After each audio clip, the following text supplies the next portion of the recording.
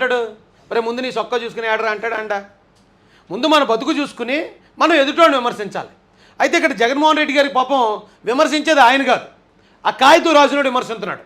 కాగితం ఎవడు రాజుడు అది యాజ్ ఇట్ ఈజ్గా అన్న చదివేస్తాడు.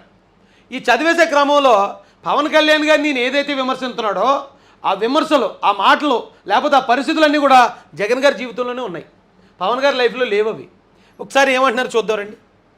అలాంటి ఈ package star, first package star అన్నాడు ఈయన ఆ తండ్రి అధికారాన్ని అడ్డుపెట్టుకుని ఈయన చాలామందికి మన ఇది ప్రజాధనాన్ని కాదు, ప్రజా భూముల్ని, ప్రభుత్వ భూముల్ని దారాదత్తం చేసి వాళ్ళ దగ్గర ప్యాకేజీలుగా లంచాలు తీసుకుని ఈయన పెద్ద పెద్ద కంపెనీలు, పెద్ద పెద్ద బిల్డింగ్లు కట్టాడని దాదాపు ఈయన మీద 11 ఈడీ కేసులు ఉన్నాయి. ప్యాకేజ్ తీసుకున్నాడు ఇతను అని జగన్మోహన్ రెడ్డి గారు లంచాల రూపంలో ప్యాకేజ్ తీసుకున్నాడని సిబిఐ కన్ఫర్మ్ చేసింది, ఈడీ కన్ఫర్మ్ చేసింది. కన్ఫర్మ్ చేసి ఛార్జ్షీట్లు కూడా వేశారు ఆయన మీద. అయితే మరి ఇప్పుడు ప్యాకేజ్ స్టార్ అని నేను ఎవరిని అంటున్నాడు? పవన్ కళ్యాణ్ గారిని అంటున్నాడు. పవన్ కళ్యాణ్ గారు ప్యాకేజ్ తీసుకున్నట్టు ఎక్కడన్నా ఒక ఆధారం ఉందా? లేకపోతే ఎక్కడన్నా ఒక కేసు ఉందా? లేకపోతే ఒక సిబిఐ కేసు ఉందా? ఒక ఈడీ కేసు ఉందా? కనీసం ఒక హోంగార్డు పెట్టిన కేసు అన్నా ఉందా ఆయన మీద? లేదు. అంటే దాని అర్థం ఏంటండి? ఈయన చేస్తాడు పని, ఎదుటోళ్ళ మీదగా నెట్టేస్తాడు. నెట్టేయడానికి ఒకవేళ ఈయన కాదు రాసినోడే చెప్పాడు అనుకుందాం, చదివేటప్పుడు మనకన్నా ఉండాలి కదా కొంచెం. అదే ప్యాకేజ్ అంటున్నాం మనం, ఆయన ఏం ప్యాకేజ్ తీసుకోలేదు పవన్ కళ్యాణ్, మనమే కదా ఎక్కువ ప్యాకేజీలు తీసుకున్న కేసులు మన మీద ఉన్నాయి. ఇలాగంటే ఏ రాజేష్ రాఠోడ్ వచ్చి తగులుకుని దీన్ని ఇలా బయట పెట్టాడంటే ప్రజల ముందు మన పరువేం కావాలి అని ఆలోచించాలి కదండి కొంచెం.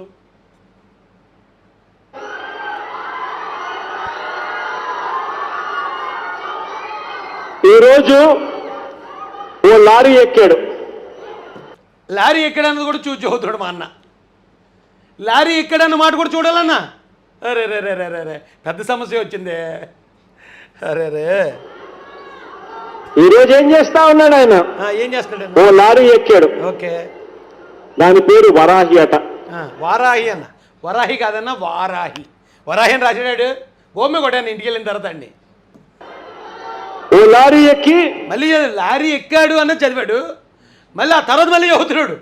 అన్న 2 ముక్కలన్నా కొంచెం బుర్రలెట్టుకుని చదివన్నా, అది చెప్పన్నా కొంచెం ఏదైనా కవర్ చేస్తాను నేను.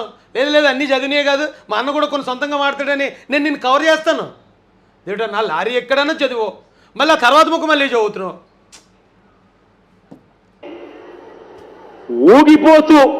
ఊగిపోతూ అనే మాట అన్న. లారీ ఎక్కాడు, ఊగిపోతూ మాట్లాడుతున్నాడు. రే ఇలాగైనా అలా నేనే చెప్పేశాను, నీకైనా చాలా తక్కువ చదువుకున్నాను నేను. లారీ ఎక్కి ఊగిపోతూ అనే మాటకే 2 సార్లు పేపర్ చూశాడు మా అన్న. మామూలుగా కూడా మాట్లాడాడు. ఊగిపోతూ తనకు నచ్చని వారిని చెప్పుచ్చు కొడతానంటాడు, తాట తీస్తానంటాడు. అన్న నిజాలు పేపర్ చెప్తున్నా బాబు దారుణం. లారీ ఎక్కాడు, ఊగిపోతూ మాట్లాడతాడు, తనకు నచ్చని వాళ్ళని చెప్పించి కొడతానంటాడు, తాట తీస్తా, ఇదే కదా మాట. దానికి మా అన్న 5 సార్లు చూశాడు పేపర్ అంక. ఒకసారి ఆలోచించండి మన సీఎం గారు. ఆయన ఊగిపోతూ మాట్లాడతాడంటే అన్న అని మనం చెప్పాడు, ఎదుటోడి కష్టాన్ని నాకు కష్టం అనుకుంటాను కాబట్టి నాకు ఆ కోపం వచ్చేస్తుంది అని. అన్న అలా కాదు కదా. అన్న అయితే చక్కగా పేపర్ చూసి నీట్గా, అప్పుడెప్పుడో దూరదర్శన్లో శాంతి స్వరూప్ ఉండేవాడు, చాలా ధీమగా ప్రతీది నవ్వుతూ హ్యాపీగా చదివేవాడు. ట్రైన్ యాక్సిడెంట్ అయ్యి 500 మంది చనిపోయారు అని నవ్వుతూ ఉండేవాడు.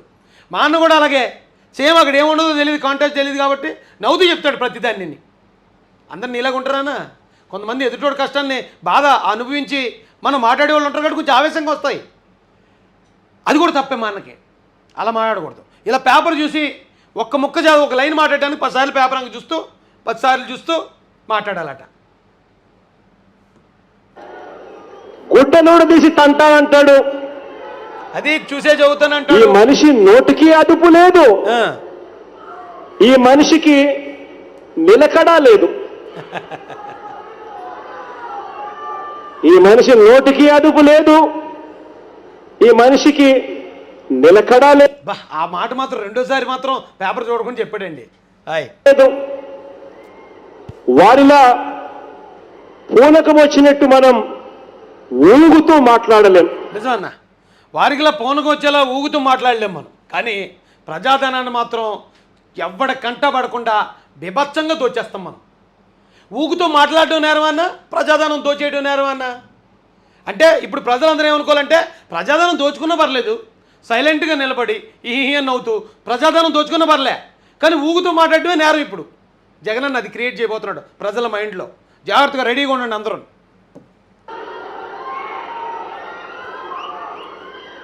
వారిలా మనం రౌడీల్లా మీసాలు వేలేలేం. అన్నా నిజంగా ఒక రకంగా చెప్పాలంటే అన్న, ఆయన ఇప్పుడు మీసం మెలేసేయలేదు నాకు తెలియదు, కానీ రౌడీలు అనే ఒక మాట మీరు అన్నారు. అంటే పవన్ కళ్యాణ్ గారు రౌడీ అన్నారా? అదే నిజానికి మన ఇంట్లోనే ఎక్కువ హత్యల్లో చనిపోయిన వాళ్ళు, హత్యలు చేసిన వాళ్ళు, హత్య నేరాలు ఉన్నవాళ్ళు అందరూ మన ఇంట్లోనే ఉన్నారే.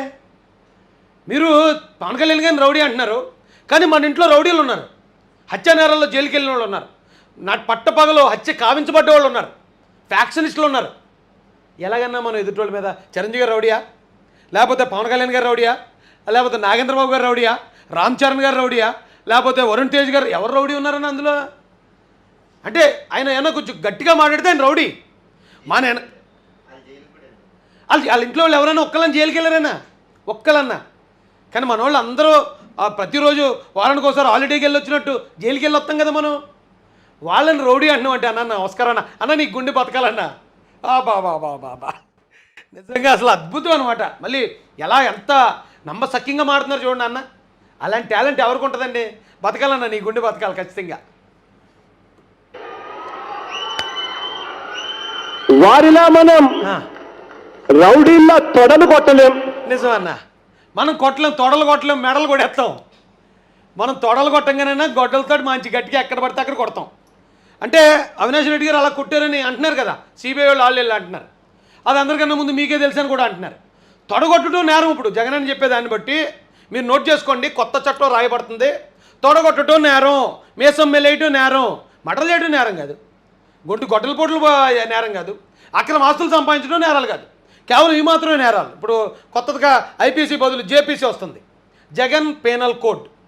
దాన్ని బట్టి అన్న చెప్పినయే మీరు నోట్ చేసుకోండి. పోలీసులు కూడా దాని మీద చర్యలు తీసుకుంటారు. అయ్యా అన్న నవ్వుతున్నాడండి మళ్ళీ. అసలు అద్భుతం అండి ఇది. What a beauty. ఇంతలా ఇన్ని అబద్ధాలు చెప్తూ కూడా అంత చక్కగా అందంగా అన్న నవ్వగలుగుతున్నాడంటే అసలు ఇది ఇట్స్ ఏ మెడికల్ మిరాకిల్. వారిలా ఈ మాదిరిగా మనం బూతులు తిట్టలేం. అబ్బాబాబాబాబాబాబా ఏమన్నా డైలాగ్ అన్న ఇది. బూతులు తిట్టలేమా?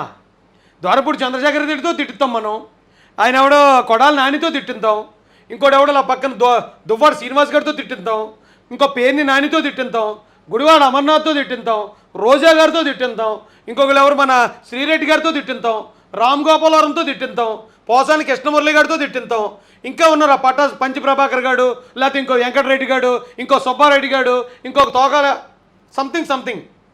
నీకున్న అధికార ప్రతినిధులు అందరూ బండ బూతులు గాళ్ళన్నా, వాళ్ళందరితో తిట్టించి నువ్వు అంటావు కదన్నా.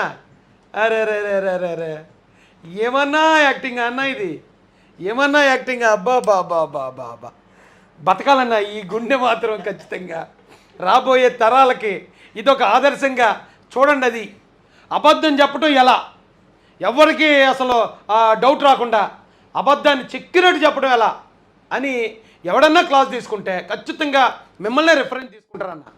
సూపర్ అసలు. వారిలా నలుగురిని పెళ్లి చేసుకొని అలా దొరికేస్తున్నాయి ఎందుకన్నా నువ్వు ఇప్పుడు నలుగురిని పెళ్లి చేసుకున్నానే. ఆయన మూడో భార్య అనుకుంటే ఇప్పుడు ఆయనతో పాటు ఉంది. ఫస్ట్ భార్య అసలు మనకి ఆయన రాజకీయాల్లో రాకముందే విడాకులు తీసుకున్నాడు ఆవిడతో, అది అసలు మన లెక్కలో కాదు. తర్వాత ఓకే రేణు దేశాయ్ గారితో ఇబ్బంది అయింది, మళ్ళీ లెజినో గారిని పెళ్లి చేసుకున్నారు. ఓకే ఆయన జీవితంలో అలా జరిగింది. అయితే ఆయన్ని మనం క్వశ్చన్ చేస్తున్నప్పుడు, ఆయన్ని మనం విమర్శిస్తున్నప్పుడు, మీ తాతగారు అంటే రాజారెడ్డి గారి నాన్నగారికి 3 భార్యలట, రాజారెడ్డి గారికి 2 భార్యలట. తర్వాత మన ఇంట్లో ఇప్పుడు ఎవరు జనసేన వాళ్ళు చేస్తున్నారు ఇదే. మీరు ఎప్పుడైతే ఒక వ్యక్తిని, అది కూడా ఆయన పురుషుడైన మగోడు, సరే జరిగింది ఏదో, ఇప్పుడు మన జన సైనికులు ఏమంటున్నారు, షర్మిలమ్మను కూడా తీసుకొస్తున్నారు. షర్మిలమ్మ కూడా 2వ పెళ్లి చేసుకుంది, బ్రదర్ అనిల్ కూడా 2వ పెళ్లి చేసుకున్నాడు. ఇప్పుడు మీరు ఎలా ఎదుటోడిని క్వశ్చన్ చేస్తారో అని అడుగుతున్నారన్న మిమ్మల్ని. మీ మాజీ అభిమానిగా నాకు చాలా బాధగా ఉందన్న. ఎందుకన్నాడు ఎవడో రాసిన దాన్ని మనం యాజ్ ఇట్ ఈజ్ చదివేయటం. ఎదుటోడిని షర్ట్ జరిగింది అన్నప్పుడు ముందు మన షర్ట్ను ఒకసారి మనం చూసుకోవాలి కదా. ఎదుటోడు ప్యాంటు మాసిపోయింది అన్నప్పుడు ముందు మన ప్యాంటును మనం చూసుకోవాలి కదా. చూసుకోకుండా ఎదుటోడిని అంటే నీది నువ్వు అడుక్కబే అంటారు. ఎందుకన్నా ఇలాగా? ఎవడన్నా రాసి ఇవ్వడాడు ఆయన తీసి నన్ను పెట్టుకో అన్నా. అసలు అద్భుతంగా రాస్తాను నేనైతేని. మధ్య పోద్ది నీకు. మా వాడు అంటాడు, మా లక్ష్మీనారాయణ అన్న ఎవరు అవినాష్ రెడ్డిని వివేకానంద కేసు నుంచి బయటపడాలంటే రాజేశ్వరి పిల్లే ఉండాలి అతను వెనకాల అంటాడు. నా మీద ఆయనకున్న నమ్మకం. అలాగా నీకు కూడా ఏమైనా కావాలంటే చెప్పాను, పర్లేదు. మనలో అనమాట. ఇంతకుముందు మాట్లాడుకున్నవాడువే కదా, మనం ఇంతకుముందు పిలిచినోడివే కదా, ఇంటికి పిలిచి అతిథి ఇచ్చావు కదా, చెప్పు, నేను రాసి పంపిస్తాను నీకు. మంచి మంచి మంచి స్పీచ్ నేను రాస్తాను. ఎందుకని ఇలాగా అందరిలో నువ్వు చులకనైపోతున్నావు? చచ్చ చాలా బాధగా ఉందన్న నాకు. 4 ఏళ్ళకి ఒకసారి భార్యను మార్చలేం. పెళ్లి అనే ఒక పవిత్ర వ్యవస్థను రోడ్డు మీదికి తీసుకొని రాలేం. ఆ పెళ్లి కూడా పక్కన పెడతాన్నా. నువ్వు ఇద్దరితో ఉన్నా, ముగ్గురితో ఉన్నా, ఒక్కరితో ఉన్నా రాష్ట్రానికి కలిసి వచ్చేది లేదు, రాష్ట్రానికి నష్టం లేదు. కానీ పవన్ కళ్యాణ్ వల్ల ఎవరికి 10 పైసలు కూడా నష్టం జరగలేదన్న. కానీ మీ వల్ల ఈ రాష్ట్ర ప్రజలకి లక్షల కోట్ల నష్టం. ఈ రాష్ట్రంలో ఉన్న యువతకి వాళ్ళ భవిష్యత్ అంతా నష్టం. నువ్వు వచ్చిన తర్వాత గవర్నమెంట్ ఉద్యోగాలు తీయక అందరూ ఏజ్ బార్లు అయిపోయి ఇప్పుడు వాళ్ళు గవర్నమెంట్ ఉద్యోగాలకి పనిచేయక చదువుకుని ఇప్పుడు బయట ఏదైనా పనిలోకి వెళ్ళక అగమ్య గోచరం అయిపోయి జీవితాలు. ఇక్కడికి వచ్చిన తర్వాత నువ్వు ఆ ఇసుక రేట్లు పెంచేయడం వల్ల భవన నిర్మాణ కార్మికులందరూ రోడ్డు మీద అడుక్కుతున్నారు చాలా రోజులు. నీ వల్ల రాష్ట్రం మొత్తం ఏడ్చిందన్న. నీకు ఒక్కరే భార్య కావచ్చు, నీకు ఒక్కరే భార్య ఉండటం వల్ల రాష్ట్రానికి ఏం మేలు జరగలేదన్న. అలాగని పవన్ కళ్యాణ్ గారు 2 పెళ్ళిళ్ళు చేసుకోవడం వల్ల రాష్ట్రానికి కొంచెం నష్టం కూడా లేదన్నా. ఎందుకన్నా ఎదుటోడి కంట్లో ఉన్న నలుసుని చూస్తావు ఎందుకు? మన కంట్లో ఉన్న దూలాన్ని చూసుకోమని బైబిల్ చెప్తుంది కదా. నువ్వు బైబిల్ చదువుతానంటావు, అలాంటి మంచి మాటలు చదవవా? బైబిల్లో అలాంటి మంచి మాటలు చదవన్నా? ఎందుకన్నా ఎదుటోళ్ళని విమర్శించడం? అడుసు దొక్కనేలా కాళ్ళు కడుక్కొనేలా అన్నట్టు మీరు ఒక మాట అంటారు, వాళ్ళు 100 మాటలు అంటున్నారు. ఇప్పుడు చూడండి మిమ్మల్ని. వారిలా ఈ పనులు మనం చెయ్యలేం. అబ్బే మనం ఏం చేస్తామంటే కోడికత్తి డ్రామా ఆడతాం. మామూలు డ్రామా కాదు, ఇక దాన్ని రక్తి కట్టిస్తాం. కమల్ హాసన్ మించిన యాక్టింగ్ చేస్తాం. చచ్చిపోతున్నాం అంటే చచ్చిపోతున్నాం అంటాం, అంతే. జనాలందరినీ ఏడిపించేస్తాం. వారికిలా అంటే మరి అవి చేయలేం, కానీ మనం చేసే మాత్రం ఎవడో చేయలేడు ఈ భారతదేశంలో. ఎంతంత పెద్ద పెద్ద డ్రాబ్యాక్లు మన వెనకాల పెట్టుకుని చిన్న చిన్న నలకల్లాంటి అవి అసలు నెగిటివ్ పాయింట్లే కాదు, వాటిని పట్టుకుని నీ ఎదురుగా కూర్చున్న అమాయకుల్ని నువ్వు మోటివేట్ చేస్తున్నావు చూడన్నా. అస్సలు అద్భుతం అన్న, నిజం. ఉండాలన్నా, నువ్వు ఉండాలి. ఇవన్నీ కూడా వారికే పేటెంట్.